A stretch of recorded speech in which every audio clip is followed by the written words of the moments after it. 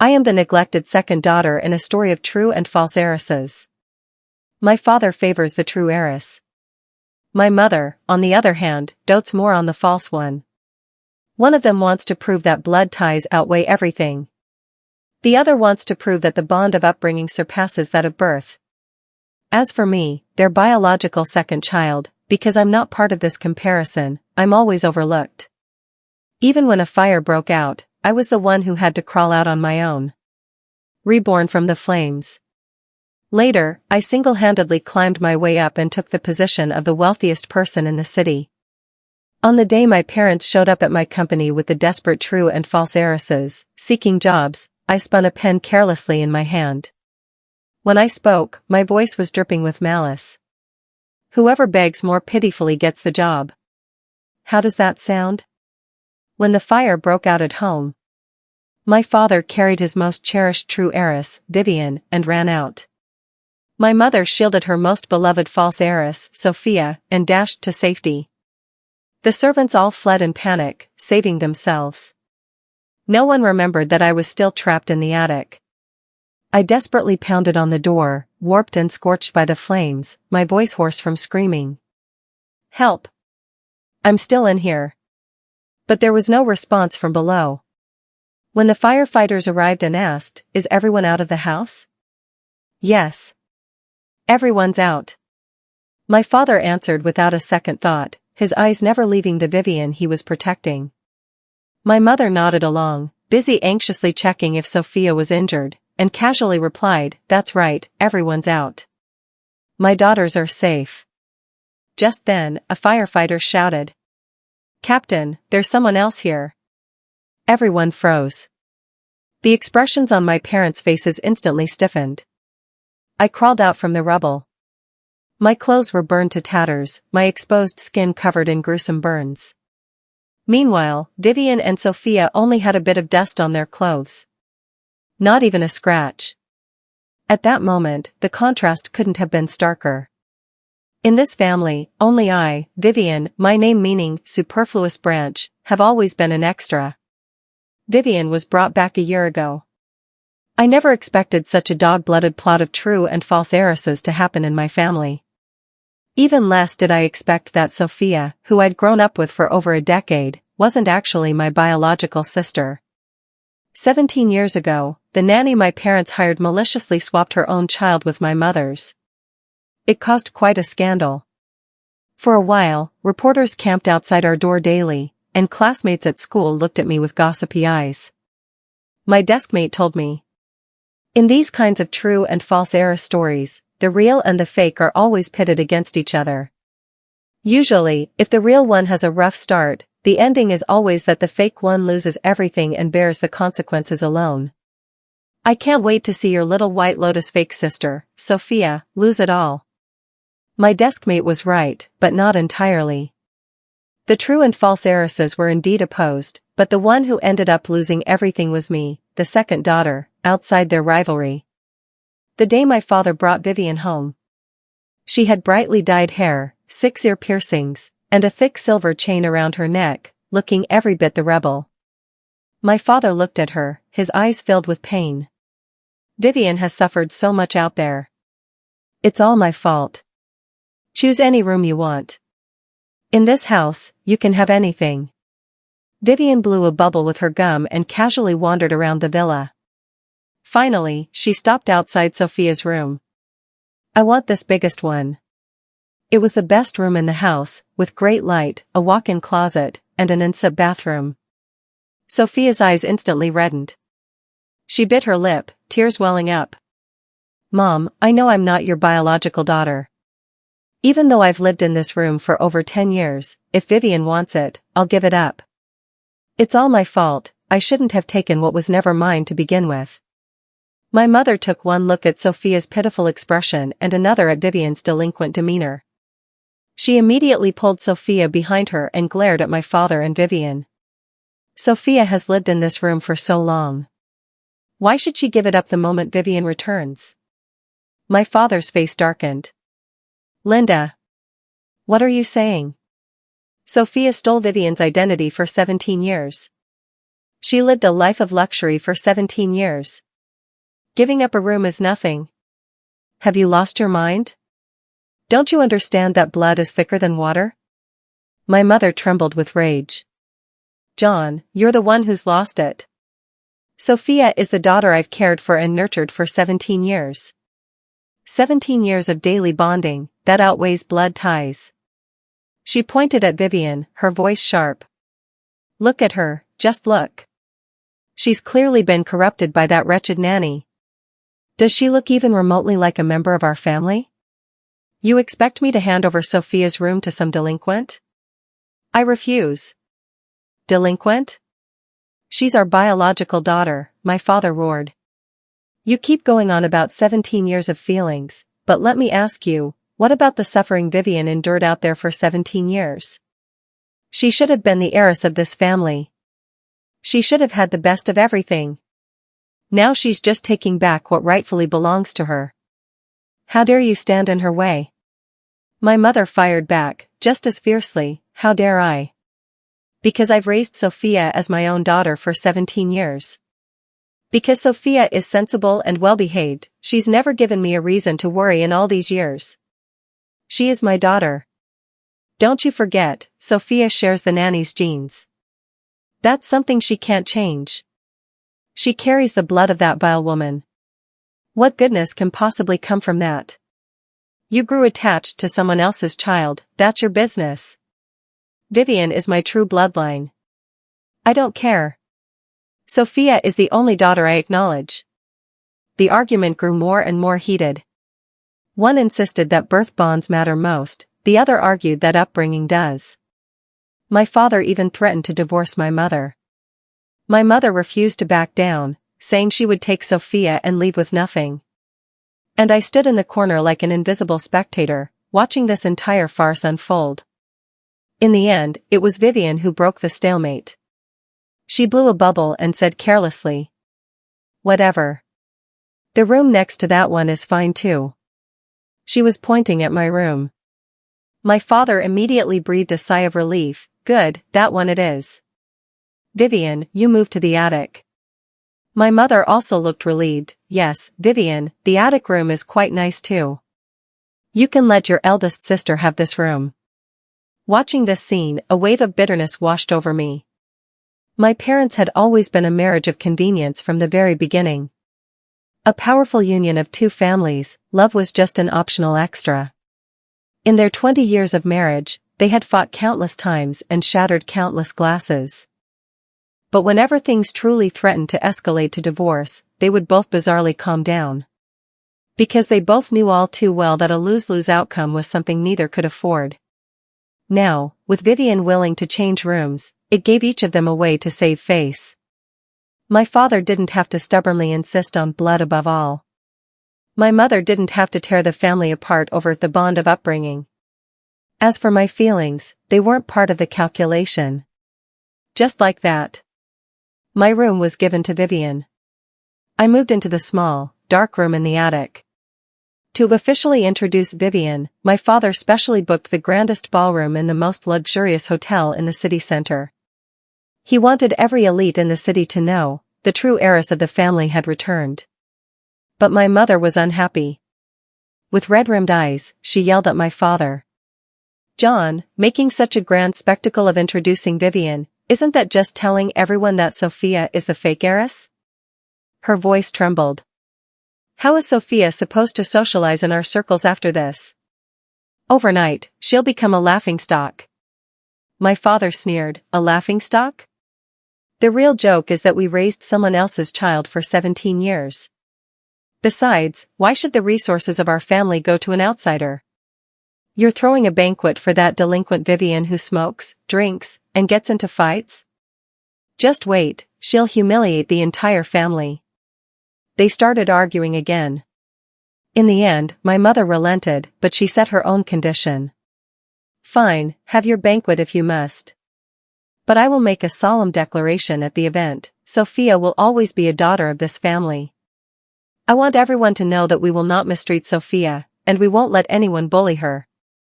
That banquet became an unspoken competition between my parents. Which of the two daughters could better uphold the title of the family's heiress? Sophia was meticulously dressed by my mother in a champagne-colored haute couture gown, specially ordered from Paris at a cost of 6 figures. My mother stood behind her, her eyes full of pride and adoration.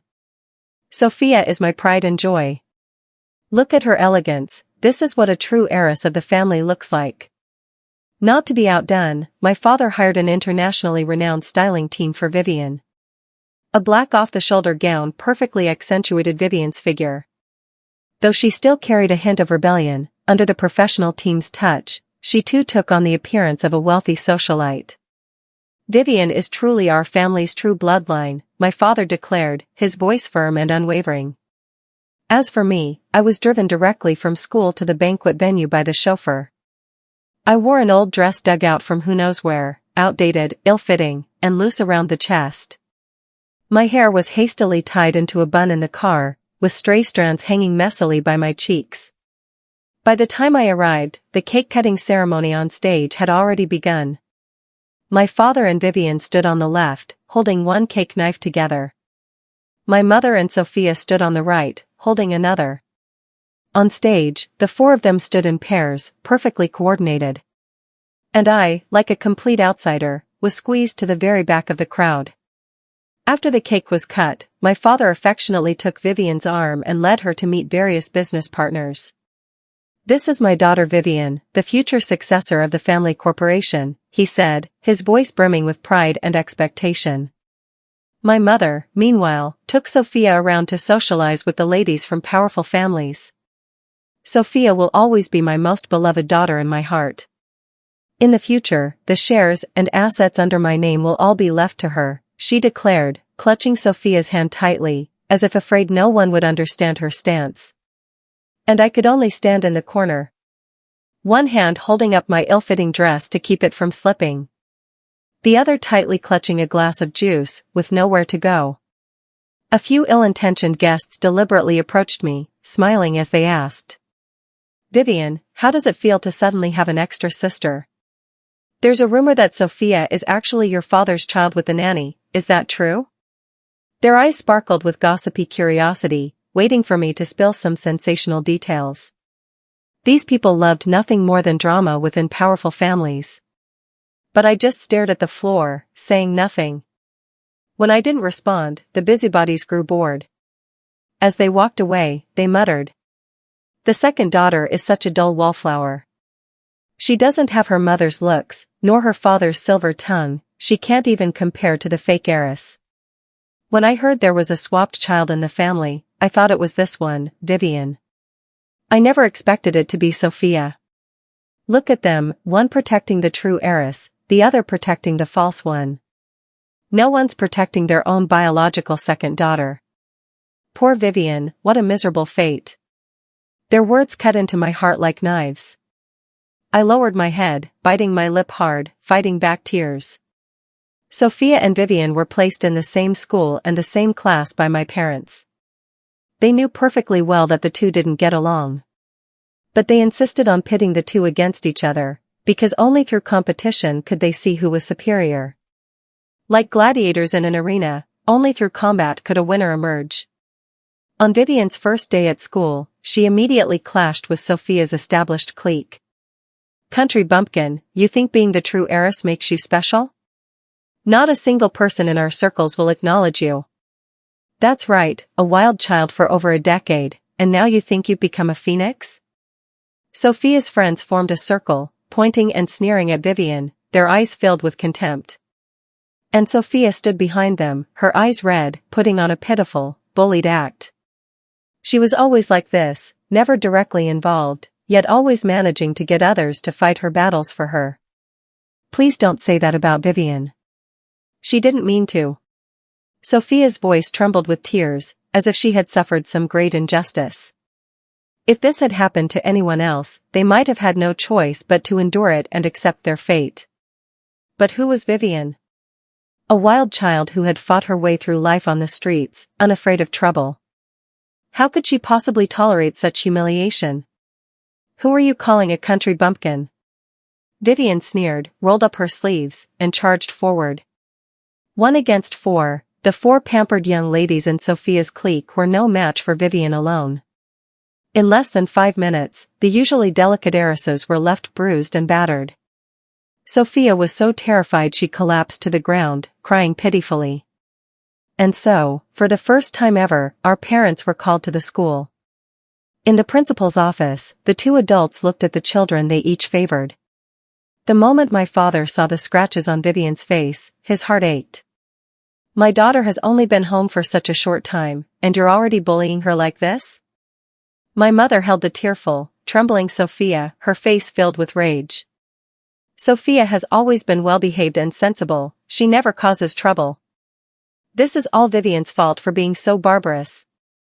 The principal sat between them, sweating profusely, completely at a loss for how to mediate. A fight between 2 girls at school should have been a simple matter. But with the complicated family dynamics of our household, it became incredibly knotty. In the end, they came up with what they thought was a clever solution. My father and mother exchanged a glance, a rare moment of agreement. Since neither of the 2 girls would yield to the other, they decided to bring in a mediator. They called me to the principal's office. "Vivian, you're skipping 2 grades. From now on, you'll be in the same class as Sophia and Vivian." I was stunned. "Dad, my grades aren't stable enough yet. Skipping 2 grades will be too much, I won't be able to keep up." "Then study harder." My father's tone brooked no argument. My mother added, "Vivian, you need to be the peacemaker between your 2 older sisters. Remember, family should love and support each other." Just like that, all the responsibility was pushed onto me. My grades were only average in my original class. Now, skipping 2 grades, my grasp of the material became even shakier. I had to study frantically just to barely keep up. I wanted to focus on my studies. But every day in class, I had to constantly monitor Sophia and Vivian's every move. I couldn't let them conflict, couldn't let them fight again. It was even more exhausting than studying. Because if they clashed again, even over just a wrong glance, my parents would criticize me all over again. "Vivian, what's wrong with you?" my father would scold, frowning. "Can't you even handle such a small thing?" my mother would sigh in disappointment. "Do you want everyone to laugh at our family?" They always did this, shifting all the blame onto me. So I tried my best to mend the relationship between the 2 of them. But both of them saw me as the other's lackey. When I tried to reason with Sophia, she would look at me with resentful eyes. "Vivian, do you also think Vivian is your real sister? In the end, you see me as an outsider." Then she would go to my mother and exaggerate how I was favoring Vivian, leading to me being harshly scolded. When I tried to talk to Vivian, she would impatiently push me away. "Cut the act. You're just speaking for her. Both of you are full of schemes." Then she would complain to my father, saying that Sophia and I were ganging up on her. My father would cut off my allowance, forcing me to fend for myself. Every day, I lived in constant anxiety, afraid that one careless misstep would thrust me back into the spotlight. But there were times when they actually agreed with each other. Like when I was studying hard. The 2 of them, seeing me buried in my books, would surprisingly reach a consensus. They both thought I was insane. "Vivian, could you stop being such an embarrassment?" Vivian would roll her eyes. "Our family is wealthy and powerful, we don't need to study to get into a good university. Why are you competing with the scholarship students for top spots?" Sophia would chime in with a light laugh, her tone full of superiority. "Exactly, why are you working so hard? What's the use of grades? They can't put food on the table or be exchanged for money. It's purely a waste of time." They would go back and forth, perfectly in sync. As if they hadn't just been arguing moments before. I would just bury myself deeper in the problems on the page. Because I knew that in this family, no one truly cared about me. My father poured all his resources into Vivian. The best tutoring classes, the most expensive extracurriculars, the top private teachers. Even Vivian's rebellion and fights were spun as having personality. My mother devoted all her energy to Sophia. Designer clothes, jewelry, and opportunities to socialize at various events. She carefully paved every path to success for Sophia. They both had the chance to build useful connections. Even without studying hard, they would have bright futures. But no one gave me any resources. I could only rely on myself. Ignoring their mockery and sarcasm, I studied even harder. Because I knew that only by becoming strong enough would I never be overlooked again. But even when I achieved first place, it still wasn't enough. Even in a life and death situation like the fire, my parents forgot I existed. I stayed in the hospital for 2 full weeks. My parents only came once, on the first day I was admitted. I was still unconscious at the time. When I woke up, the nurse told me, "Your parents came by. They said they're very busy with work and told you to focus on recovering." Very busy with work. What a convenient excuse. Every day, I watched Sophia's social media updates, her and my mother shopping at high-end malls, smiling brightly. In Vivian's posts, she and my father were on the golf course, laughing and chatting. In the past, these images might have hurt me. But now, I just felt numb. After all, they had already proven with their actions that in a life-or-death situation, I was the one who could be discarded. On the day I was discharged from the hospital, I handled all the procedures alone. The place I called home had long been reduced to ashes. Standing at the hospital entrance, I felt utterly lost for the first time. I called my mother. The phone rang for a long time before she picked up. "Mom, I've been discharged." "Oh, discharged already? You recovered pretty quickly." "The house burned down. Where should I go now?" "You need a place to stay, right?" She immediately understood my intention, her tone turning cold and distant. "Sophia and I are staying in the downtown apartment. There's no extra room. Go ask your father." Before I could say another word, she hung up abruptly. The dial tone echoed mockingly, as if laughing at my last shred of hope for familial love. But I had to find a place to stay. I took a deep breath and dialed my father's number. "What is it?" "I'm in a meeting. I've been discharged. Mom said she doesn't have space." "She doesn't have space, so you think I do?" His voice sharpened, filled with irritation. "Vivian and I are staying in a serviced apartment near the company. There's no room for you. Handle your own problems. Go ask your mother." "But Mom said." "I don't care what your mother said," he cut me off harshly. "I'm busy right now. I don't have time to deal with your nonsense." Just before he hung up, I mustered all my strength and shouted, "Dad! If neither of you wants me, are you expecting me to sleep on the streets? If I really end up homeless and it makes the news, it'll be the family's name that gets dragged through the mud." I was gambling on their ridiculous pride and so-called face. The line went quiet. A few seconds later, I heard a heavy sigh. "Fine. Wait at the hospital entrance."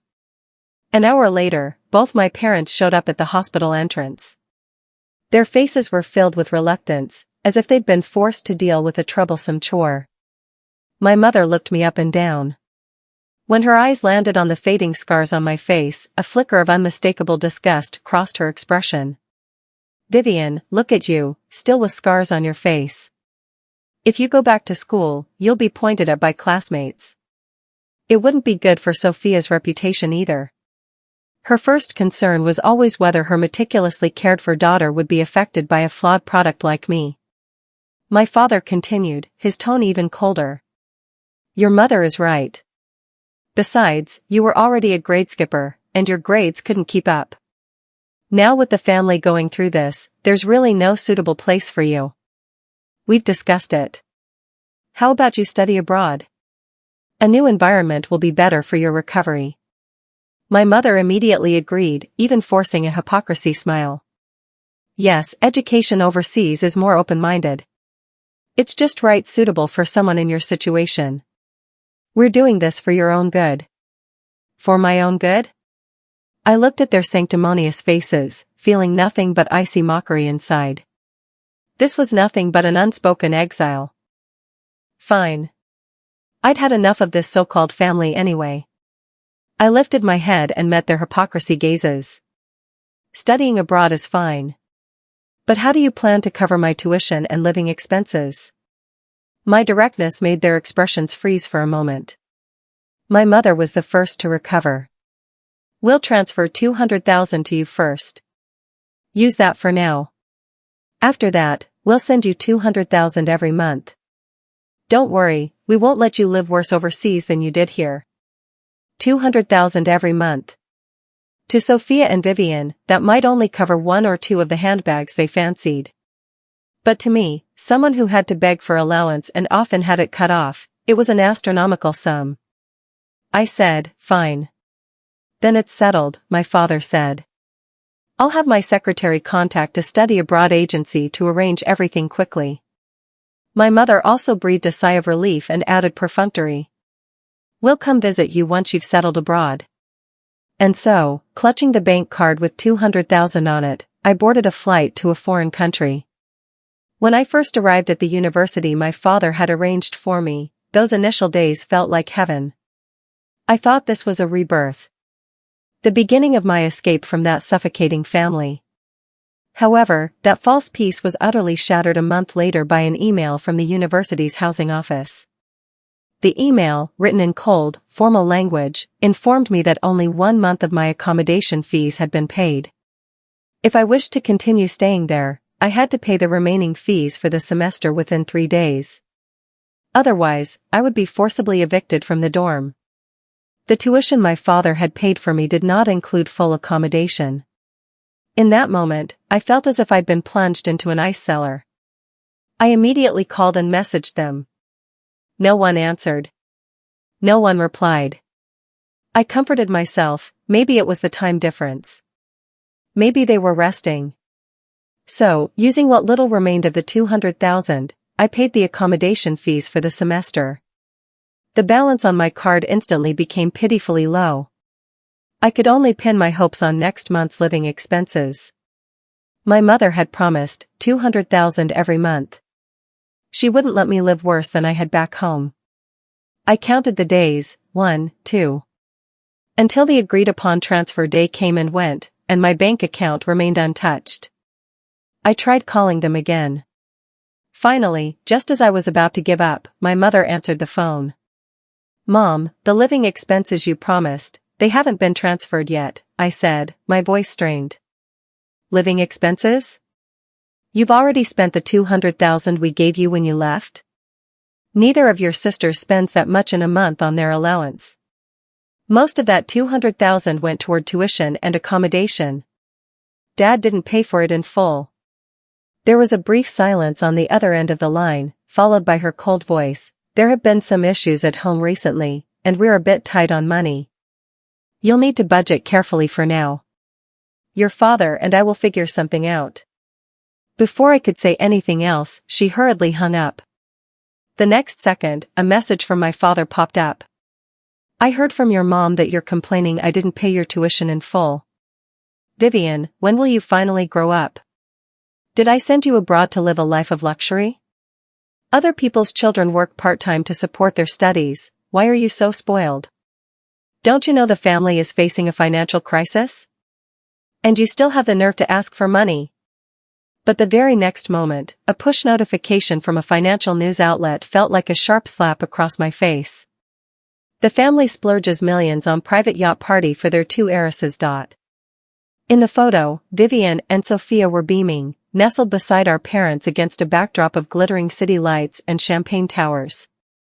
I gripped my phone, my fingertips turning icy cold, as if I might crush the screen. So, their financial crisis only applied to me. It was in that moment I realized they hadn't sent me abroad for my own good, they just wanted to dump their problem far away and let me fend for myself. Slowly, I crouched down, burying my face in my knees, and let the tears fall. But I quickly wiped them away and stood back up. Crying was useless. I couldn't just wither away here as they expected. I began frantically searching online for job listings, sending out resumes everywhere. But reality was far harsher than I'd imagined.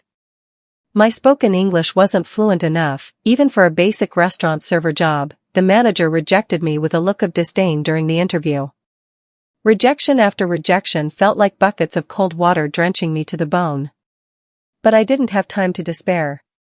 The balance in my account dwindled with each passing day.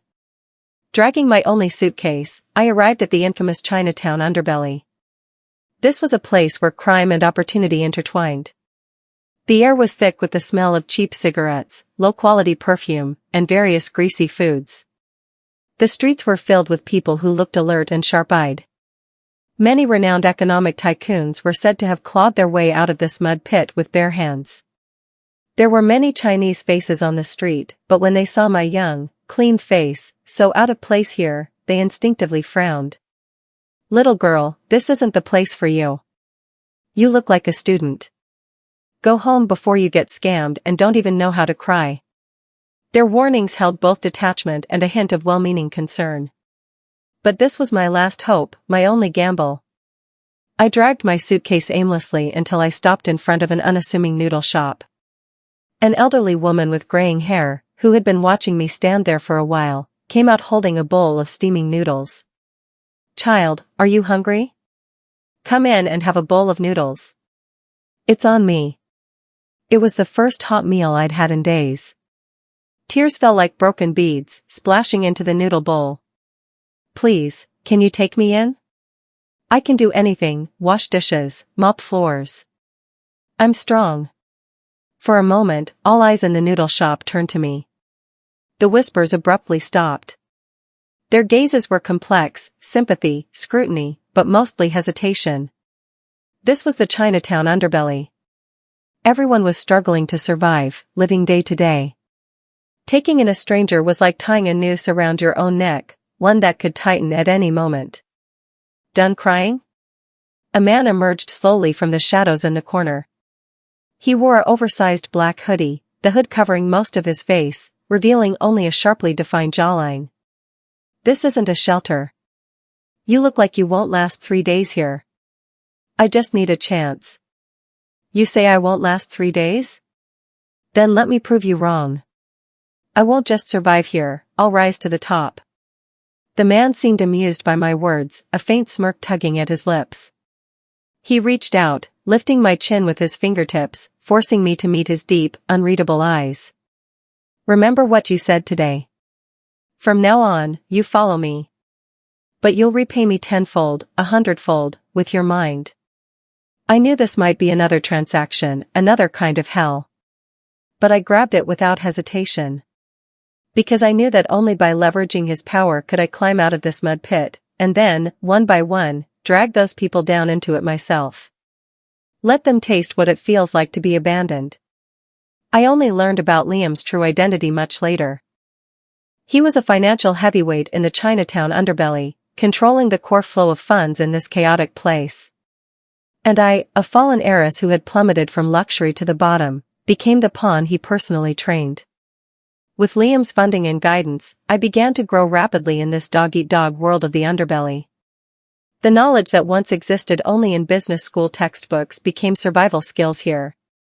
Every lesson was paid for with blood and tears. One night 3 months later, Liam suddenly called me to his office. The room, located on the top floor of the tallest building in the underbelly, overlooked the city's glittering lights. "How do you think you've progressed?" "Not enough. I need more opportunities." "Good. Then I'll give you one." He opened his laptop. On the screen was an extremely complex web of commercial relationships. Dense lines connected hundreds of corporate logos.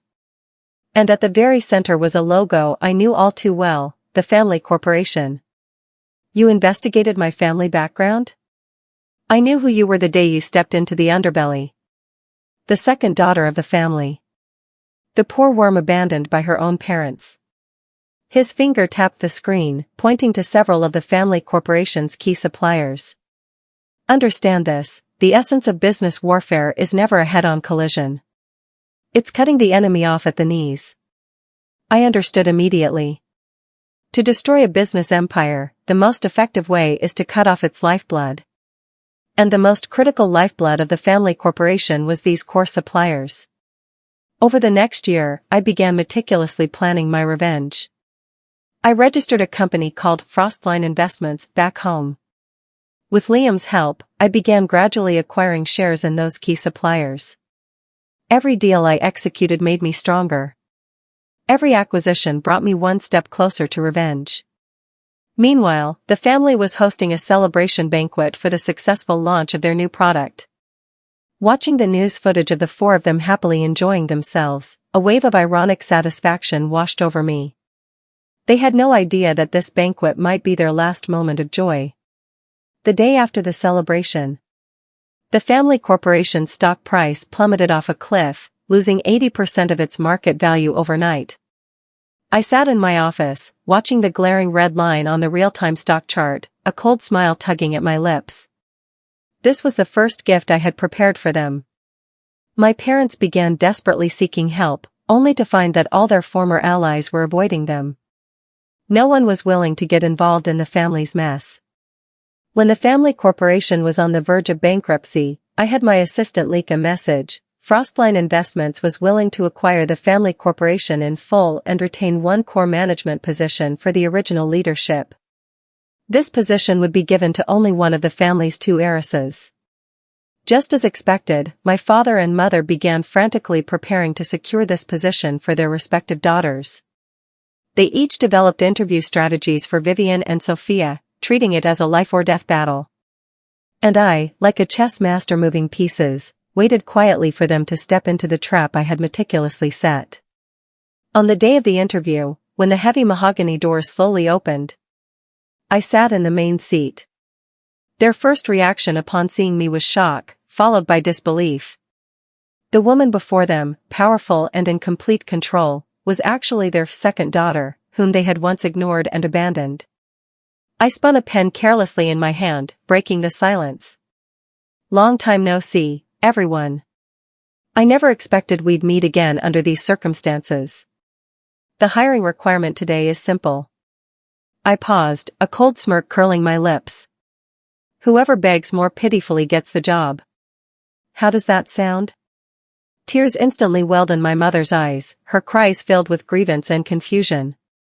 Vivian, how can you say that? We're family. My father also panicked, his voice trembling. Sweetheart, you must have misunderstood us. Watching them try to cozy up to me, I felt a wave of ironic satisfaction. Family? Have you all forgotten that you abandoned me abroad with nothing? Left me alone in a foreign country, struggling even to eat. And no, that's not what happened, John stammered. We did send money afterward, just not the full 200,000. How could we possibly have abandoned you? Linda quickly chimed in, her voice noticeably guilty. Yes, we transferred living expenses to you every month. Their desperate attempts to deflect disgusted me. Really? But I didn't receive a single cent. To be precise, from the second month onward, I never received any money at all. As soon as I finished speaking, I noticed Vivian and Sophia's faces instantly pale. Their eyes darted away, and they unconsciously took a step back. In that moment, I understood. It seems it wasn't that you didn't send the money, but someone intercepted what was rightfully mine. My parents, seeing this, also realized the truth. Vivian, they're still your sisters. Please forgive them just this once. We'll kneel for you. Please, for the sake of family. The once proud John and Linda were now kneeling before me, begging for their daughter's sake. Fine. It's not like I'm completely unreasonable. I've decided to assign both Vivian and Sophia to positions on the factory production line. What? My mother looked up sharply. You're sending them to the factory? What? Do you think it's beneath them? I sneered. They intercepted my living expenses and nearly starved me to death abroad. Is it too much to ask them to work in a factory to repay their debt? Sophia finally broke down. Vivian, I know I was wrong. I really know I was wrong. I'll return all the money to you. Please, don't make me work in the factory. Vivian also panicked, her former arrogance completely gone. We can discuss other ways to compensate you. A factory is just... What's wrong with a factory? I cut her off. Too dirty? Too tiring? Too humiliating? Did you ever think about how it felt for me to beg for jobs alone in a foreign country? Of course, you can always choose not to do it. Then I'll just let the family corporation go completely bankrupt. For me, it's just a flick of the finger. They lowered their heads, not daring to say another word. My parents and sisters now struggle to survive in their respective positions. They have the most basic means of living but can never return to their former glory. I occasionally receive reports about them. John recently fainted at the factory from overwork. Linda, unable to bear the humiliation, once tried to quit, but thinking of the family's expenses, she silently returned to her job. Vivian and Sophia now fight each other for overtime shifts at the factory just for a hot meal. Reading these reports, I feel surprisingly calm. Even a little bored. They have become insignificant figures in my life. My business empire continues to grow. Frostline Investments has become one of the most influential investment firms in the city. My photo graces the cover of financial magazines, titled The Youngest Self-Made Woman in the City. Invitations to business forums and charity galas pile up on my desk. I have finally reached the top. Just as I was contemplating my next move, my phone buzzed. A message from Liam. The old lady misses you. When are you coming back for a bowl of noodles? My treat. I'll book a flight right now. This time, I'm eating you bankrupt. Revenge is over. But my life has just begun.